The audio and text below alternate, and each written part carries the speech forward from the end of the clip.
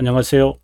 이것이 신앙 고백이다 시리즈 7권 중 두 번째 책 돌토레이터 법규 2장 5항 두 번째 시간입니다. 2장의 주제가 그리스도의 죽으심과 인간 구속, 즉 일명 제한 구속에 관한 거고요. 5항의 주제가 우리가 오늘 두 번째지만 그 복음 선포의 명령이다. 좀 더 정확하게 하면 모든 자에게 이렇게 되겠죠. 자, 왕의 본문이 이 책의 381페이지고 오늘 우리가 두 번째의 이 내용이 383페이지가 되겠습니다. 자, 그러면 먼저 381페이지부터 가도록 하죠. 예, 저는 381페이지로 왔습니다. 우리가 조금 후에 383페이지로 가도록 하겠습니다. 자, 더욱이 복음의 약속은 이렇게 연결되죠. 십자가에서 못 박힌 그리스도를 믿는 자마다 파멸하지 않고 영생을 갖게 되리라는 것이다. 자, 영생을 이터널로 표현을 했습니다. 물론 이제 이것은 하나의 저의 설명이니까 여러분 뭐 정확하다 이렇게 안 보도 되지만 우리가 영생이라고 말할 때에 이터널 라이프라고도 하잖아요. 근데 everlasting life라고 돼 있어요. 자, 이럴 때 여러분 이거는 영어의 하나의 기교라고 해야 될지 측면이라고 해야 될지 이런데요. everlasting이라는 것은 인간 측면인 것이에요. 인간이 볼 때 끝없는 시간 everlasting이라는 거거든요. last가 없는 거잖아요. last가. 그럼 eternal이라는 것은 항상 하나님의 속성을 말해요. 그래서 하나님의 측면에서 봐요. 그래서 우리가 요한복음 3장 16절의 영어 성경에 보게 되어지면은 NIV에서는 아마 Eternal Life라고 되어 있고 킹 제임스 버전에서는 Everlasting Life로 되어 있는지 둘 중에 바뀌어지는지 모르지만 이렇게 각기 쓴 것은 보는 관점을 어떻게 보느냐에 따라서 이렇게 바꿔 쓰지 않나 저는 그렇게 보고요. 그런데 실제로 여러분께서 그 관점으로 성경을 읽거나 그리고 외국의 그 서양 학자들의 글을 읽으면 이렇게 거의 맞아 들어갈 거예요. 자, 이것은 뭐 우리 교리와는 상관없지만 왜 어떤 때는 이게 이터널 라이프를 쓰고 어떤 때는 에버라스팅 쓰느냐 이제 그 이야기. 그러나 하나님의 속성에 관해서는 분명합니다. 이터널 라이프만 씁니다. 그래서 제가 그런 생각을 한 겁니다. 이터널, 하나님을 에버래스팅 그렇게 하면 안 됩니다. 하나님은 이터널입니다. 이터너티. 이제 명사형을 하면은 이터너티. 이렇게는 말할 수 있습니다만 만약에 all eternity를 할 수 있어요. 영원히 이제 같은 말이거든요. 근데 영원 전이다. 우리의 개념에 영원 전이다. 영원 후다. 이렇게 하면 안 됩니다. 이 번역 잘못된 겁니다. 번역 굳이 잘못했다고. 이건 인간이 보는 관점입니다. 그렇다면 이터널을 쓰면 안 되고 만약에 이걸 쓰겠다고 한다면 에버래스팅이라고 하는 그 단어를 써서 굳이 말하면 괜찮아요. 그러나 이거는 명사형이 없잖아요. 자, 아무튼 좀 유의하면서 우리 이 강의가 제가 영어를 이제 번역한 거잖아요. 그래서 제가 그걸 신경을 쓰면서 한다는 것을 여러분에게 조금 이렇게 말씀드리려고 한 겁니다. 이 약속은 회개하고 믿으라는 명령과 함께 차별 없이 평등하게 모든 국가 모든 인격에게 자세하게 제가 설명하겠습니다. 선한 기쁨, 선택 기준이죠. 선택 기준이라기보다 선택의 유일한 근거다. 그런 말을 했는데요. 모든 자에게 선포되어야 한다. 이렇게 되어 있습니다. 자, 예. 이게 381페이지죠. 그러면 383페이지로 우리가 한번 가도록 하겠습니다. 예, 저는 383페이지로 왔습니다. 여러분. 383페이지입니다. 복음의 약속이라 이제 동그라미에 이제 시작을 합니다, 여러분. 우리에게 무상으로, 이 무상이라고 할 때는 영어로 freely 베푼 죄들의 용서, 이것을 다른 말로는 칭이다, 이렇게 말할 수 있겠죠. 의를 인간의 행위에 연결시키지 않고 하나님의 자비하심, 영원을 말합니다. 율법의 약속과 다르다는 것이다. 율법과 복음과 율법, 이 관계를 칼빈 선생은 기독교 강요 2권 9장에서 이것을 설명해요. 여기서 주목해야 되는 것은 구원의 진리는 인간의 행위와 무관한 하나님의 자비함이 복음의 약속을 포함하고 있다. 즉, 칭의. 아까 제가 이렇게 말하는 이유가 다 있는데요. 이것은 제 1원인이 2원인을 포함한 거예요. 이 정말 중요한 우리가 개혁 신앙의 구성론, 이 기본적 자세, 비기닝을 말하는 게 아니라 파운데이션을 여러분 분명하셔야 합니다. 이 파운데이션이 분명하지 않으면 상당히 헷갈릴 수도 있을 거예요. 자, 한번 계속해서 읽어보겠습니다. 복음의 약속과 이신칭의 간의 핵심적 개념은 행위에 관한 것인데, 죄들의 용서나 칭의에서 행위의 역할을 자세히 살펴보았으면 한다. 야고보와 바울의 관계에서 믿음의 차이를 정리하려면, 자, 바울이 말하는 믿음과 야고보가 말하는 믿음의 측면이 다르죠. 이것은 칭의와 관련되어진 이야기를 지금 하고 있는 거잖아요. 이것의 원리를 지금 이야기하는 것이고, 야고보는 칭의의 원리가 아니라 믿음의 삶을 지금 말하는 거잖아요. 측면의 차이가 있어요. 네, 그것을 칼빈 선생이 11항과 이거 3과 17장이죠. 이게 여기서 잘 말하고 있어요. 자, 계속해서 보겠습니다. 행위의 역할에 관한 설명에서 시작해야 한다. 칭의가 인간이 어떤 행위를 얻은 이제 이런 말을 하면, 물론 이제 우리가 신학적으로는 아르미니스주의다, 이렇게 우리가 이제 이렇게 합니다만은, 인간의 행위와 관련을 짓는, 그래서 행위가 무슨 조건이다, 뭐 이러한 결과다, 칭의가 행위의 결과다, 뭐 이렇게 이제 되어지면은 이건 아르미니우스주의예요. 왜냐, 즉 하나님의 영원성을 인정 안 하는 거예요. 아르미니우스주의는 무신론이거든요.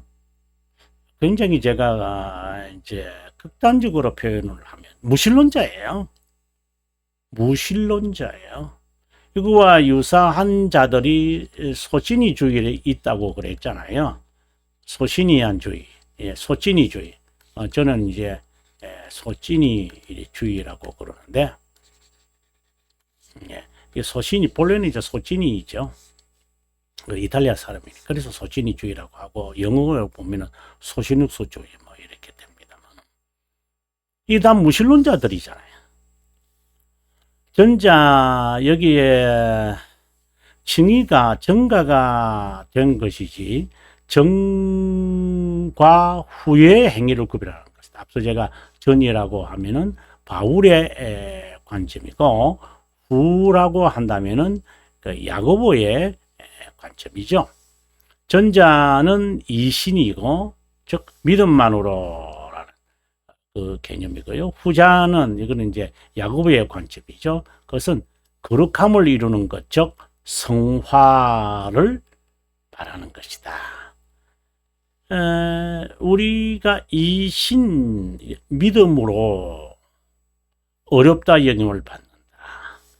그리고 거룩함을 이루어 가야 한다. 그렇다고 이 거룩함을 이루어 가는 것은 인간의 행위다. 이렇게 이제 인정을 해서 인간의 행위가 이신 참된 믿음을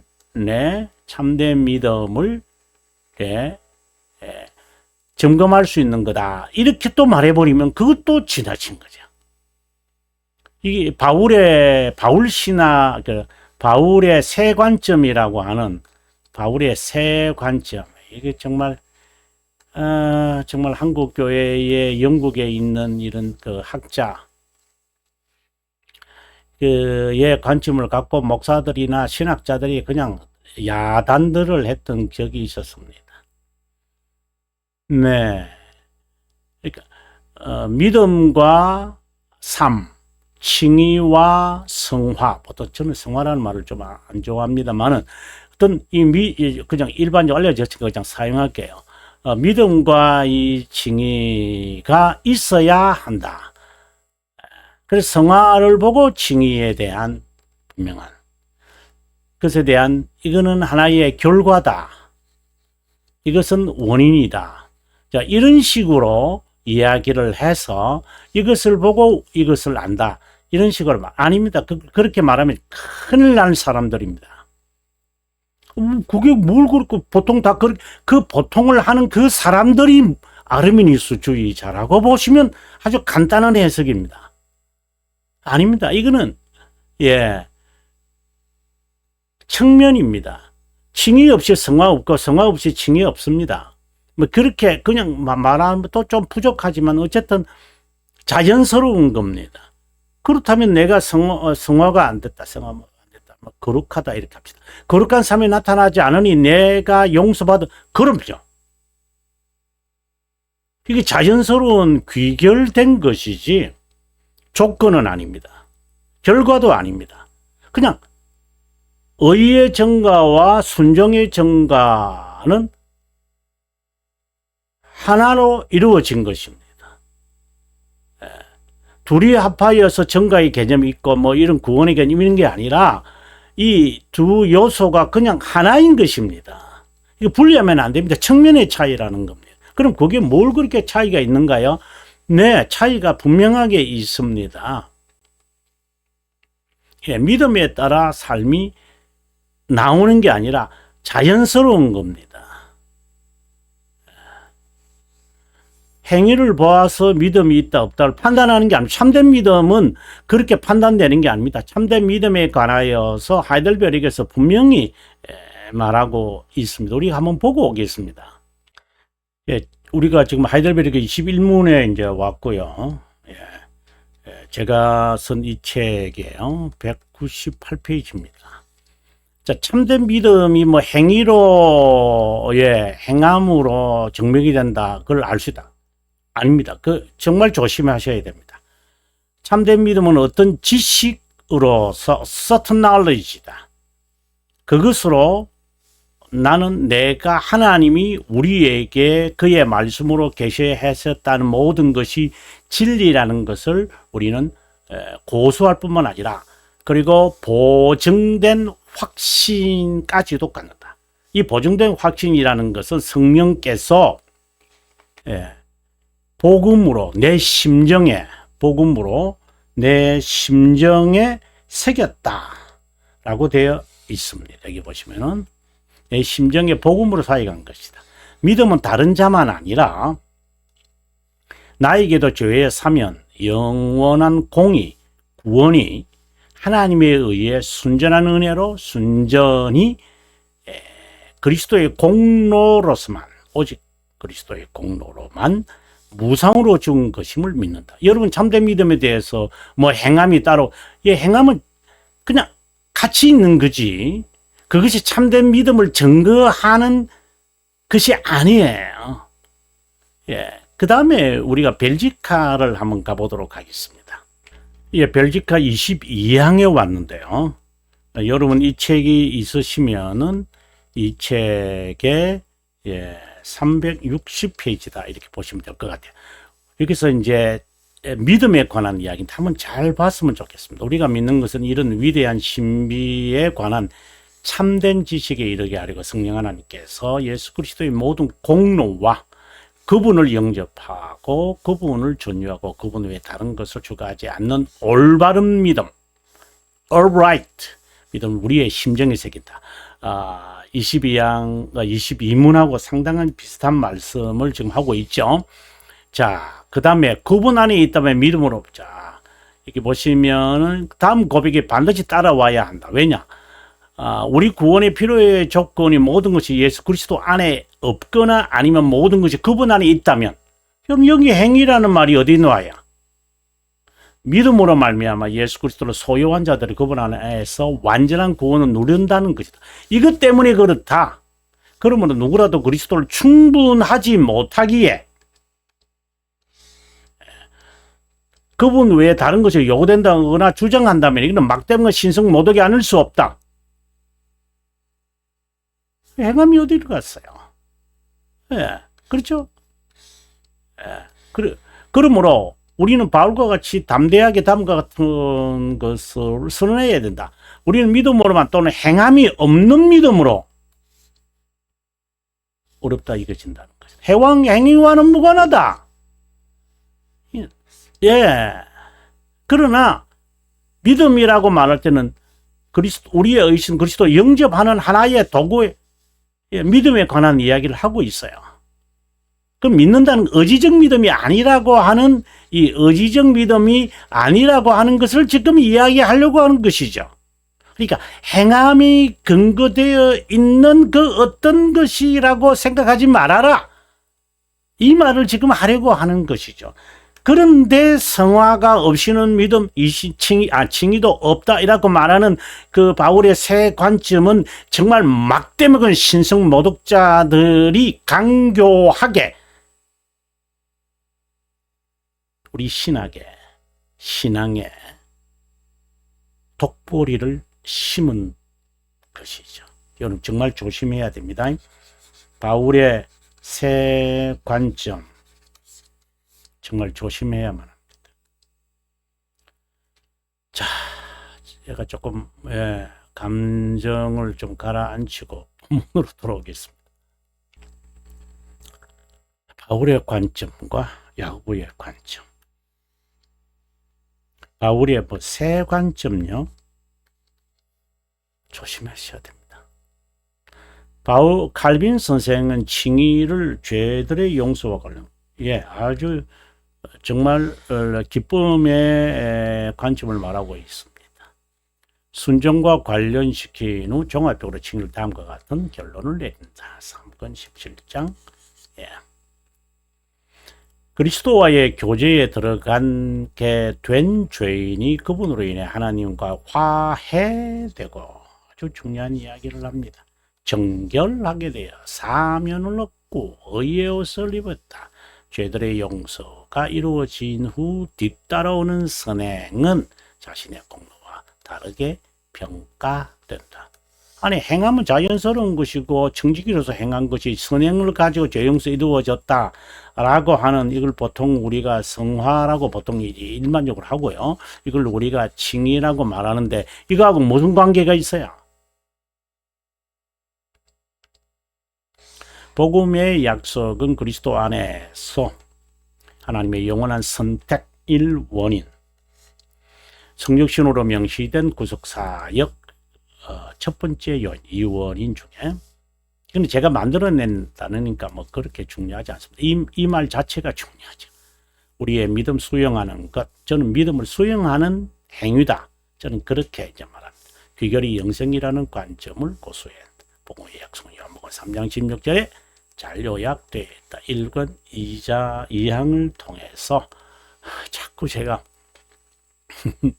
기독교 강요가 머릿속에 사실상 실제로 이건 뭐 여담입니다만은 제가 기독교 강요에 대한 연구자용, 지도자용, 해설자용, 일반인용 이런 것을 제가 쓰지 않았다면은 이 전체의 거대한 이 대작, 제가 함부로 대작이라고 하니까 조금 교만스럽습니다만은 이 7,000페이지에 이르는 이 전체의 이 대작을 제가 쓸 수 있었을까요? 저는 못 썼다고 합니다. 저는 끊임없이 칼빈의 기독교 강요에서 답을 찾으려 했습니다. 그럴수록 놀라운 것은 칼빈의 기독교 강요가 일치를 위한 새 형식뿐만 아니라 웨스트민스터 신앙 고백서에 을 다 지배하고 있고 용어까지도 가져오고 맥락을 가져오고 내용만 아니라 같다라고 하는 사실에 저는 경이로움을 금치 못했습니다. 자, 여기서 우리의 관점, 즉 우리의 측면을 두 가지로 보는 것을 잊지 말. 하나는 세상의 보내심, 이 원인을 말하죠. 하나는 근데 이것이 또 시간의 개념이죠. 그래서 제가 구원의 진리가 시간에 나타나면 구속 사역이다 이렇게 말하고 영혼에 있을 때는 이것을 저는 구원, 이건 제 책에서만 하는 말입니다. 구원의 진리다 이렇게 저는 표현을 합니다.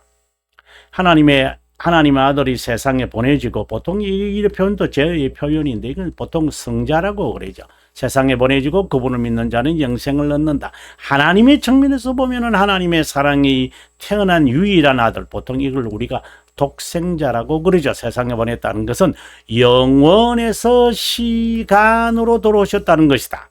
네, 아주 중요한 관점입니다. 영원한 작정이 섭리 가운데 이루어진다는 것이다. 인간 측면에서 볼 때 인간의 타락으로 인해 행위 언약의 불일행으로 인해 하나님의 언약이 맺어졌다고, 이 인간 측면입니다. 시간적으로 이렇게 논리적으로 그렇게 되니까. 그러나 전자는 신성을 가진 중보자, 후자는 인성을 가진 분을 각각 의미하는데 이게 행위 언약은 이런 거란 말이죠. 네. 복음의 약속은 영원에서 볼 때 하나님의 사랑이고 그리스도 아니고 영원한 작정이다. 근데 시간에서 보면은 그렇지는 않겠죠. 예, 세상을 사랑하시고 그리스도를 믿는 것이고 영생을 얻는 것이고 이것이 논리적으로 순차적으로 오들리로 보이겠죠. 하지만 하나님은 영원이시기 때문에 동시에 단번이고 불변이고 전체를 동시에 본다. 이 관점을 잊어버리면 안 됩니다. 네, 복음은 그리스도다. 넓은 의미로 구약 성경에 명시된 하나님의 자비함과 부성에 대한 증거다. 좁은 의미로 신약 성경에 나타난 선포다. 다시 말하면 타락한 인간과 화해하시고자 율법에 명시된 죄들의 용서에 대한 모든 약속이다. 그리스도를 명시된 약속이다. 믿음에 관한 교리다. 독트린이다.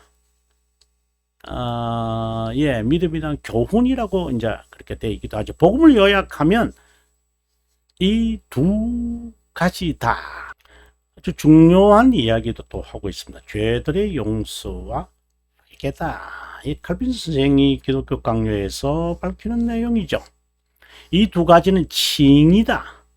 전자는 칭의를, 후자는 이신칭의와 관련되어 있다. 복음 자체가 약속이고 명시가 그리스도다. 복음이 약속하는 것은 죄들의 용서와 의의 증가인 칭의 새롭게 하는 성령의 은혜 등 이에 따른 성례파 세례가 반드시 있어야 한다. 복음의 약속은 복음의 약속은 십자가에 못 박힌 그리스도를 믿는 자마다 영생을 얻는 것이다. 복음은 그리스도이고 믿음의 교리라고 불린다. 이 의미는 그리스도를 믿는 것에 관한 교리다. 또는 복음이 믿음의 대상이라는 것이다. 달리 말하면 하나님의 말씀이다. 복음은 하나님의 말씀이다. 이렇게 결론을 내릴 수 있죠. 그분의 말씀은 구약 성경, 신약 성경에서 믿음과 순종이라는 유일한 규칙이라는 것과 고백이다. 복음은 그리스도에 관한 것이고 그분을 어떻게 믿고 무엇을 믿고 어떻게 사는지를 말. 이건 하나의 세트지. 이거 분리하면 안 됩니다. 그리스도인이 꼭 믿어야 하는 것은 복음 안에 약속된 모든 것을 그리스도를 믿는 믿음의 항목이다. 좀 더 구체적으로 말하면 그리스도 안에서 명시된 놀라운 은혜의 선포와 구원의 진리에 관한 선포다. 영혼에서 선택된 자에게 메신저를 보내줘서 십자가에 못 박힌 그리스도를 믿고 따르게 한다. 메신저가 분명히 바르게 선포해야 하는 복음은 이것이다. 칭의와 관련된 전자는 하나님의 사역을, 견인과 관련된 후자는 인간의 노력을 각각 강조한다. 여기서 여러분 이렇게 돼 있죠. 뭐 좀 정말 설명 너무 많은데 예, 다음 시간으로 미루겠습니다. 설명하면 아마 386페이지로 여러분 다음 시간 뵙도록 하겠습니다. 긴 시간 동안 함께 해주셔서 고맙고요. 남은 시간 행복하시고 저는 다음 시간에 인사드리겠습니다.